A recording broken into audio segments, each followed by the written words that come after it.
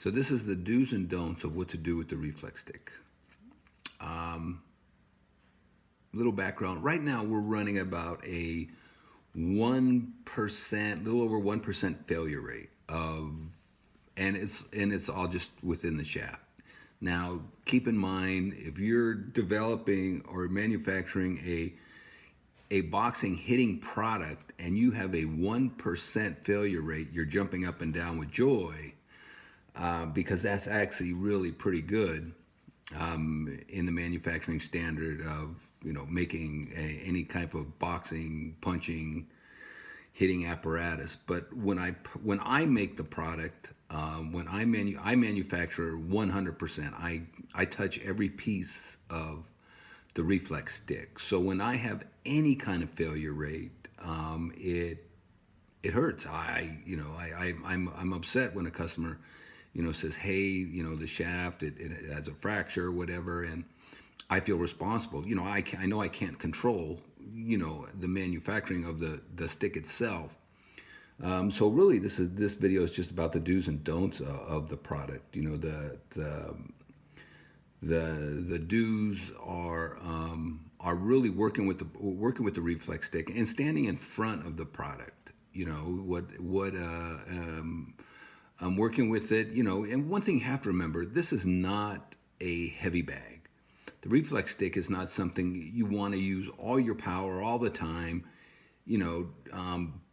punching it, because eventually, it is a 5/16 fiberglass shaft. So, if you punch it hard as you can all the time, it'll break. There's just no doubt about it. And I cringe when I see some of the videos I get back of people hitting the product. They're excited about the product. They want to show me how well it works, but at the same time, some of the one of the don'ts is don't hook the product. You definitely don't want to throw your hooks at the product. It makes the shaft bend at an unnatural flex for the shaft. So you don't want to hook the product. You want to use if you use the product probably maybe about a 3/4 inch speed, 3/4 speed that you would normally punch. You're not hitting it with all your might, but yet you are hitting it with some force, which is fantastic. You want to throw your combinations with minus the hooks, use it to slip, but enjoy the product. I think don't try to kill the product. If I would love to get the failure rate below 1%.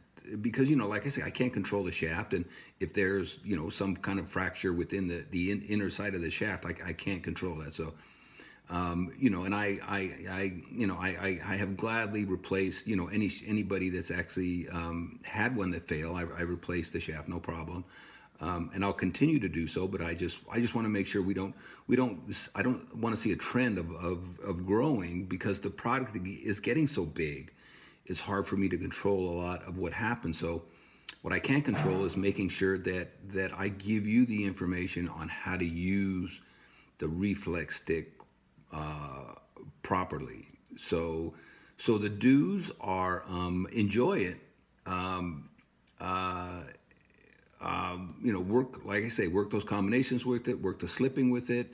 Use it at your, like I say, about a three-quarter speed of what you would normally punch at, and just work with it. The don'ts are don't hook it. That'll affect the product. Just don't abuse it. Make sure you watch the assembly videos. Always check your product. Always check the screws to make sure they're tight. Always check the cap on top to make sure it's tight. You want to make sure that you're not over tightening the screw that secures the fiberglass post inside the support. And just make sure you watch the assembly videos. Watch the assembly videos. Watch the update videos, and just enjoy the product. I mean, it's a great product with the hundreds and hundreds that I've sold. The response has been incredible.